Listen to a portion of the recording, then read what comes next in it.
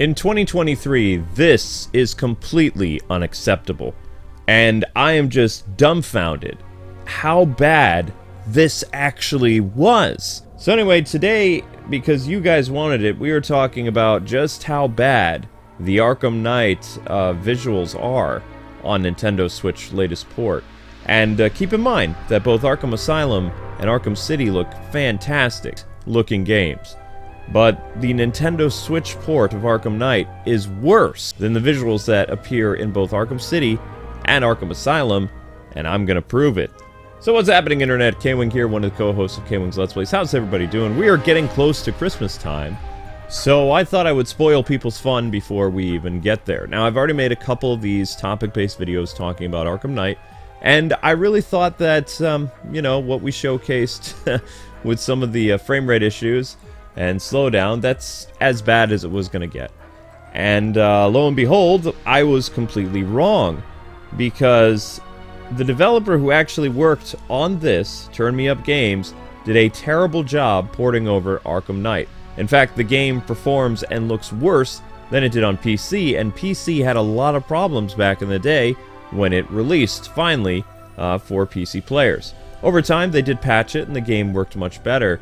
But we really need to hold a lot of these game developers accountable for basically trying to pull the wool over our eyes with this. What you're seeing right in front of you, this is literally the visuals that you will see in Arkham Knight. I'm not using any type of software to muddy this. Everything that you're experiencing, we're experiencing together right now.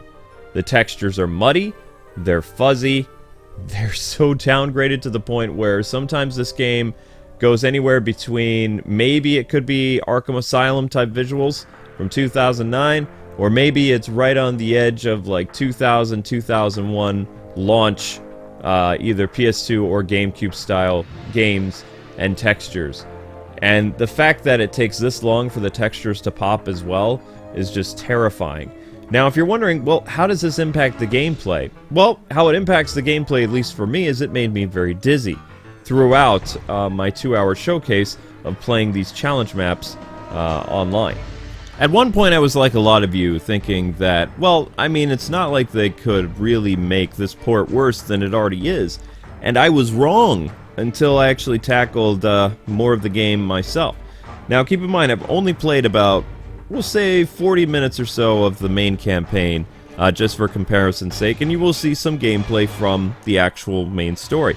But you're also going to see a lot of gameplay and character renders that are available in both the story DLC for a lot of these characters, like Red Hood and Nightwing, as well as you'll see them in action on the quote-unquote challenge maps. And this is not just here to discuss the performance, because the performance is a mixed bag. I don't know what happened. I really don't. You were telling me that a game from 2015 that you were going to have to downgrade a little bit because, you know, you can't handle the frame rates, but you're going to go to the point where you detexturize it to the point where the game literally looks like it came from the early 2000s. And that is not a good thing, especially when you compare it to Arkham City right here. Immediately, you should be able to tell the difference between the two videos that I showed you. The texture popping and the frame drops in Arkham Knight, which again is a newer release. And then you have Arkham City, which is a game from 2011. But just look at the detail of the environment around you. You can tell that it's snowing, for one. You can see the kind of like moisture and wetness on the ground. You can see pavement detail. You can see great lighting effects from the different neon signs and the broken street lamps. You can tell that there's atmosphere, and it doesn't look like everything is all kind of like downgraded and pixelated. So this is a near-perfect port from the original PlayStation and Xbox game. Whereas now, let's take a look at the character renders themselves between Arkham City and Arkham Knight on Nintendo Switch. Let's use both Nightwings for example. So what you're seeing here is Nightwing from Arkham City. Look at the detail. Look at how well the render looks. Look at the lighting and the shadows and everything. Like, the whole character model just looks fantastic. It looks great. It looks like, you know, it's how it's supposed to. Now, let's look at Nightwing in Arkham Knight, because this is not better in any way. This is a game that released several years after Arkham City, and, you know, for one, I was like, okay, you know, they're gonna do what they did with Hogwarts Legacy. Hogwarts Legacy came on Nintendo Switch, and it runs fantastic. It runs at a stable 30 frames per second from what I hear. They did downgrade the visuals just a little bit, like they did in Arkham Knight, but the difference is the game still actually looks and plays fantastic on Nintendo Switch. That's because Avalanche went above and beyond the Call of Duty when they ported the game themselves. That's right, Avalanche, the people responsible for making Hogwarts Legacy, actually ported the game over to Nintendo Switch, whereas Rocksteady got a company called Turn Me Up Games and Warner Brothers to, you know, get the game working on Nintendo Switch. And nothing against Turn Me Up Games, but, you know, just speaking bluntly, they didn't do a good job. I mean, would you be able to play this? Would you be able to look at this? I couldn't. In fact, when I did the 2-hour stream, all I could do was just, like, focus on how bad the environments looked, how bad the characters were. It wasn't just have to worry about the game sputtering every once in a while. It's like, literally, the game was just ugly. And it hurt because, you know, I've covered Arkham Knight for years. Off and on. I've probably played the game more than my friend Arkham Videos. And to see it reduced to what you see in front of you is just, it's kind of heartbreaking a little bit. And, you know, maybe Warner Brothers should have been like, hey, we should probably consider getting Arkham Origins, even though, you know, the whole legal stuff with music and some of the other problems that the game had, and port that to the Switch, because, I mean, people would probably get it, because, you know, Arkham Origins doesn't really get ported all that often. But with the Arkham Switch Collection, or the Arkham Trilogy, you get 3 games in the bundle, and Arkham Asylum looks and plays great.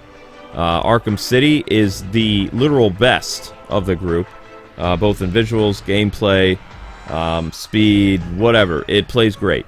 It's a little bit better of an improvement over the PS3 original, but it's not better than the Return to Arkham games. But it's a lot of fun, and I managed to get through all of Arkham City, including the Challenge Maps DLCs. Not to humble brag, but I got, like, medals on multiple levels, even with the slowdown. I proved that you could do it. And I collected all the Riddler trophies, and I really enjoyed the game, and I hate to see Arkham City going the way of the dodo, so I can play Arkham Knight on live streams. And I am going to complain. I'm just letting you know. Like, I'm literally going to, like, hit the roof sometimes, because not only is the game going to make me dizzy, but as someone who's really did extensive coverage of Arkham Knight since 2015 and milked this game to death, it's really sad to see it in this shape. You know, there's no excuse for the character models looking this bad, especially when they could have made the character models look like this from Arkham City or Arkham Asylum. I don't know what to say. Avalanche is definitely the best port of, like, a high-res game that runs fantastic, both in and out of combat, talking to characters. You can tell, you know, from these little clips that you're seeing, that the game does have a little bit of slowdown. I mean, it's a pretty beastly game, you know, with its environments, but as you can tell, hopefully with your eyes, it doesn't look that bad. Just like The Witcher. The Witcher, they had to downgrade it just a little bit to get it to run. And I understand the Batmobile is a big gigabyte eater. You know, nobody knows that more than me, because I literally interviewed Rocksteady myself back in the day when Nintendo Switch was first releasing. So when they said, hey, there's no way that this could run on the system, you know, I thought that just kind of meant, okay, free roam is going to be a nightmare, but the game runs slow as dirt in the challenge maps and in self-contained areas, that it's kind of a mixed bag. Sometimes, like, a level is going to run great, other times it's not. It all depends what level you're in. But anyway, that's enough belly aching from me. We're getting near Christmas time, so we should talk about happier things, probably. But if you get this collection for your little ones, maybe just download Arkham Asylum and Arkham City that are rated T.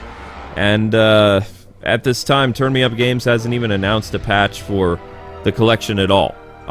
Because, like I said, City and Asylum were great. Night is the, you know, kind of disaster in the family.